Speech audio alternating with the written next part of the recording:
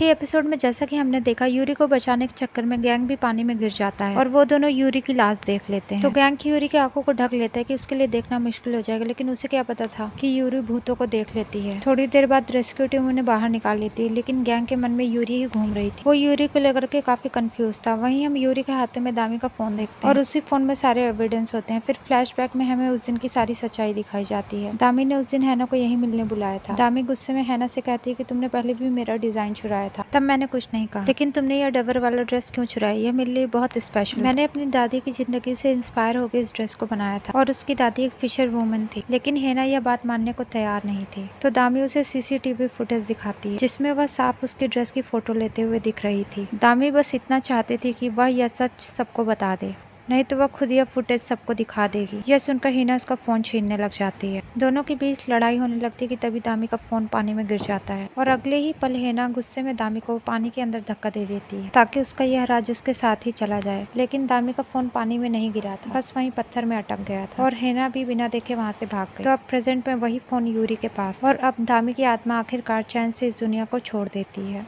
क्योंकि अब उसका बदला पूरा हो जाए। तभी गैंग यूरी के पास आता है। वो यूरी से पूछना तो बहुत कुछ चाहता था कि यह सब कोई कोइंसिडेंस नहीं है। पहले वो पहाड़ी में मिले, फिर वो टैक्सी ड्राइवर और इंजू और अब यह, लेकिन शायद अभी टाइम ठीक नहीं। तो यूरी उसे थैंक्स करती है और उसे फोन दे देती है कि आगे की कार्रवाई वही संभाल। फिर बस कुछ टाइम बाद हैना की सच्चाई बाहर आ जाती है और पुलिस उसे अरेस्ट भी कर लेती है। केस खत्म करने के बाद गैंग भी बच जाने की तैयारी कर रहा होता है। तभी दूर से उसे अपनी दादी जैसी एक औरत दिखाई देती है। तभी उसकी दादी का ही कॉल आ जाता है। तो वह अपनी दादी से पूछता है क्या आप जेजू आई हो, तो वह मना कर देती है। उसकी दादी कहती है कि मैं वहाँ क्यों आऊंगी, पर उसे जब पता चलता है कि गैंग जेजू में है तो वो उसे पानी से दूर रहने के लिए बोलती है। लेकिन उन्हें क्या पता कि वो पानी में कूद के आ चुका है। उधर मिनोन भी अपनी कार से यूरी को सोल वापस भेज देता है, पर वह कहती है कि इसकी जरूरत नहीं थी, मैं खुद चली जाती। पर वह कहता है कि कोई बात नहीं, इसके बदले मुझे ट्रीट दे देना क्योंकि मैं सो लाऊंगा। फिर उससे बात करने के बाद वह अपनी माँ से मिलता है। उनसे पूछता है कि कोई आपसे मिलने आया था क्या, लेकिन वह उसकी बात को इग्नोर कर देती है। दूसरी तरफ गैंग घर पहुंचकर अपने साथी पिलडोंग से कहता है कि दामी का अंतिम संस्कार होने तक वहीं रुककर सब कुछ संभालना। लेकिन घर लौटने के बाद से उसके दिमाग में सिर्फ यूरी ही घूम रही। उसे समझ नहीं आ रहा था कि आखिर वो लड़की इतनी सस्पिशियस क्यों है। उसने मेरी हेल्प भी नहीं ली, फिर भी थैंक्स क्यों बोला। फिर अगले दिन चेयरवुमन बेक यूरी को अपने ऑफिस बुलाती है। वह सीधे मुद्दे पे आती है और कहती है कि तुम्हें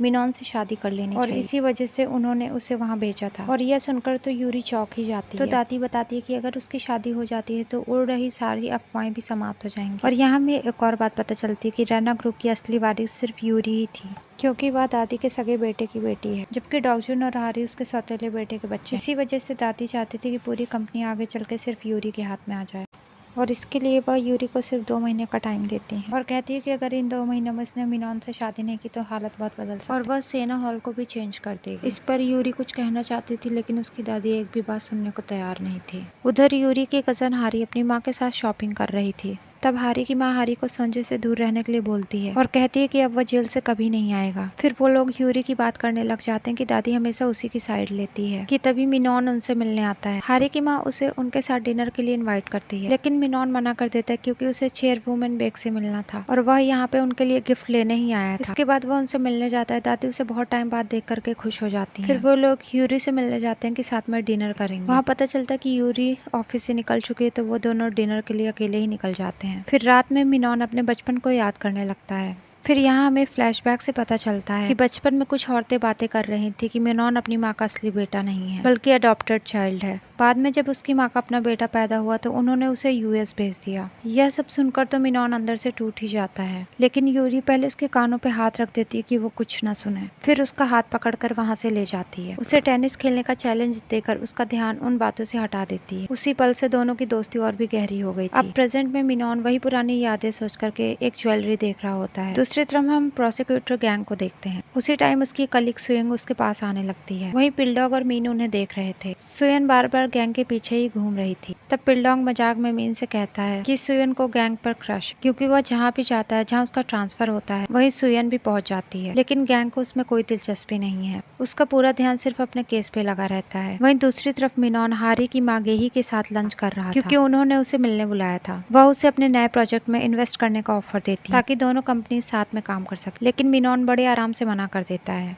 कहता है वह पहले ही अपने डैड के साथ एक प्रोजेक्ट में काम कर रहा है। हारी की माँ को समझ आता है कि मिनोन को अपने साइड करना इतना आसान नहीं है। इस बीच हारी जेल में संजय से मिलने जाती है और वह भी सिर्फ उससे लास्ट टाइम मिलने आई थी, तो संजय उसके सामने अपने आप को बेकसूर साबित करने की कोशिश करता है। कहता है कि यूरी ने उसे जानबूझकर फंसाया है और वो कहता है कि हारी मैं सिर्फ तुमसे ही प्यार करता हूँ, मेरे डैड मुझे जेल से जल्दी ही बाहर निकाल लेंगे, फिर हम दोनों मिलकर के रहना होटल पर कब्जा कर लेंगे। फिर यहाँ से निकल के हारी सीधे यूरी के पास जाती और उससे सवाल करती कि बॉडी के टैंक में होने का कैसे तुम्हें पता चला, क्या तुम अभी भूतों को देख सकती हो, क्या उस शक्ति का इस्तेमाल करके तुमने संजय के खिलाफ सबूत जुटाए थे। फिर कहती है कि मैं नहीं चाहती कि तुम जैसी कोई रहना होटल को संभाले। फिर वो यूरी को धमकी देती है कि अगर मैंने दादी को बता दिया तो तुम्हारे लिए अच्छा नहीं होगा। फिर यूरी वहाँ बिना कुछ बोले चली जाती। फिर हमें फ्लैशबैक में दिखाया जाता है कि दादी को जब उसकी इस शक्ति के बारे में पता चला था तब उन्होंने एक शमन को बुलाकर उसकी इस शक्ति को खत्म करवाने की कोशिश की। पूरे दिन चले इस हार्ड रिचुअल के बाद यूरी ने झूठ बोल दिया था कि उसे अब घोस्ट नहीं दिखाई देते और यह सुनकर के दादी बहुत ही खुश होती है, जबकि आज भी यूरी को स्पिरिट्स दिखाई देते हैं। तभी से उसने ग्लव्स पहनना और लोगों से दूर रहना शुरू कर दिया। अब हमें स्टोरी प्रेजेंट में दिखाई जाती है। यूरी होटल के अंदर जब एक कपल को साथ में हंसते हुए खुशियां मनाते हुए देखती है तो उसे फील होता है कि उसकी जिंदगी कितनी अकेली है। वो किसी का हाथ तक नहीं पकड़ सकती, हमेशा ग्लव्स पहन कर रखती है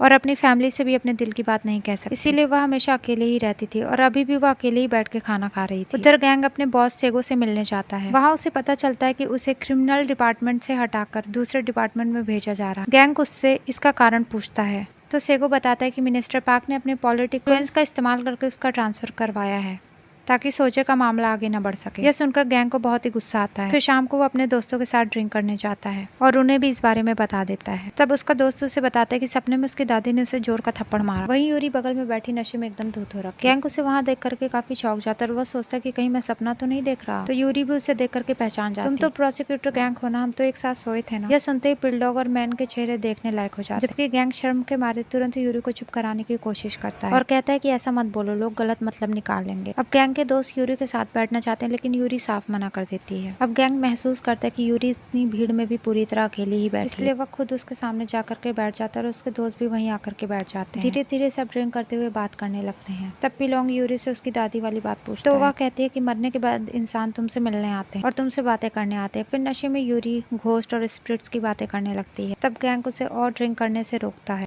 लेकिन अचानक से यूरी अपना आपा खो बैठती है। वो गुस्से में अपने ग्लव्स उतार देती है और कहती है कि मुझे इसकी जरूरत नहीं है। तो गैंग उससे उसके ग्लव्स के बारे में पूछने लगता है कि तुम यह क्यों पहनती हो, लेकिन यह पूछकर उसने बहुत बड़ी गलती कर दी क्योंकि यूरी गुस्से में बिना ग्लव्स के हाथों से उसका कॉलर पकड़ लेती है और खींचते खींचते उसकी शर्ट तक फाड़ देती है। वहाँ बैठे सब लोग उन्हें देखने ही लग जाते हैं। उसके बाद यूरी वहाँ से चली जाती है। अगली सुबह जब यूरी अपने घर पे उठती है तो उसे रात की बातें बहुत ही कम याद, जबकि वहाँ गैंग ऑफिस जाते हुए रास्ते भर पिलडॉन्ग से अपनी फटी हुई शर्ट की शिकायत ही कर रहा था क्योंकि उसे यूरी पे बहुत ही गुस्सा आ रहा था। तो यूरी उसे फोन करके माफी मांगती है और अपनी गलती सुधारने के लिए उसे एक बहुत ही महंगी शर्ट भेज देती है। गैंग को जब पता चलता है कि वह शर्ट बहुत महंगी है तो वो उसे एक्सेप्ट करने से मना कर देता है और उसे वापस करने का फैसला करता है। फिर काम खत्म होने के बाद गैंग रहना होटल पहुंच जाता है। वहाँ यूरी के असिस्टेंट जीसू बताती है कि यूरी जा, तो गैंग कहता है कि वह यह गिफ्ट वापस नहीं ले जाएगा। उसी टाइम होटल मैनेजर बॉन्ग उनकी बातें सुन लेता है और उसे शक होता है कि प्रोसिक्यूटर गैंग और यूरी के बीच कुछ चल रहा है। उसे डर था कि यह रिश्ता आगे चल के परेशानी खड़ी कर सकता है। फिर रात को देखते हैं कि गैंग खुद ही यूरी के घर पहुंच जाता है ताकि शर्ट वापस कर सके, लेकिन वो काफी सरप्राइज हो जाता है कि वह यहाँ इतनी दूर अकेले रहती है, जबकि अंदर यूरी अपने ग्लव्स ही ढूंढ रही थी क्योंकि उसे कल का ज्यादा कुछ याद नहीं था। कि तभी गैंग को घर के बाहर देखकर वो चौंक जाती है और उससे पूछती है कि तुम्हें मेरे घर का एड्रेस कहाँ से मिला। वो कहता है कि कल तुमने ही तो दिया था। तब उसे याद आता है कि नशे में शायद उसी ने गैंग को एड्रेस दिया था, लेकिन वह फिर भी कुछ बोल करके दरवाजा खोलने से मना कर देती है। लेकिन जब गैंग वह शर्ट और उसके साथ उसका ग्लव्स वहीं रखकर जाने लगता है तो यह देखकर यूरी को सब कुछ याद आ जाता है कि कल उसने क्या कुछ नहीं किया था, कि पहले गैंग की शर्ट फाड़ी, फिर बिना ग्लव्स के उसका हाथ भी पकड़ा। वो डर जाती है कि कहीं उसकी वजह से अब गैंग को भी भूत तो ना दिखाई पड़ने लग जाए। यह कंफर्म करने के लिए वह उसे अपने घर के अंदर बुला ही लेती। अब वह इनडायरेक्टली पूछना भी चाह रही थी, कोशिश भी कर रही थी, पर समझ नहीं आ रहा था कि कैसे। तभी गैंग की नजर यूरी के पीछे खड़े एक छोटे बच्चे पर पड़ जाती और यह सुनकर के यूरी डर जाती कि जिस बात का डर था वही हुआ, यानी कि गैंग को भी अब भूत दिखाई देने लग गए हैं। पर अभी फिलहाल के लिए यूरी बच्चे के बारे में झूठ बोल देती है कि ये पड़ोसी का बच्चा है और यहाँ खेलने आया है और फिर वो गैंग को यहाँ से जाने के लिए बोल खोल देती है। तभी एक छोटी सी अलमारी के दरवाजा बंद करने की आवाज आई। गैंग को लग रहा था कि कोई चोर होगा, पर यूरी कहती है कि नहीं, हवा, लेकिन वो उसकी बात ही नहीं सुनता है और एक अलमारी में उसे लेकर के छिप जाता है और यूरी से कहता है कि मैंने एक ऐसे ही केस पे काम किया और अब हम चोर को पकड़े। फिर जैसे उसे बाहर किसी के चलने की आवाज आती है, वो एकदम ही दरवाजा खोल देता है और जोर से चिल्लाता है। उसकी आवाज सुनकर के वो बच्चा वहाँ से एकदम भाग जाता है। अब इन सब के बाद भी यूरी जैसे तैसे गैंग को वहाँ से भेज, लेकिन असली खेल तो अब शुरू होने वाला था। रात को जब गैंग अपने कमरे में सो रहा था कि वहीं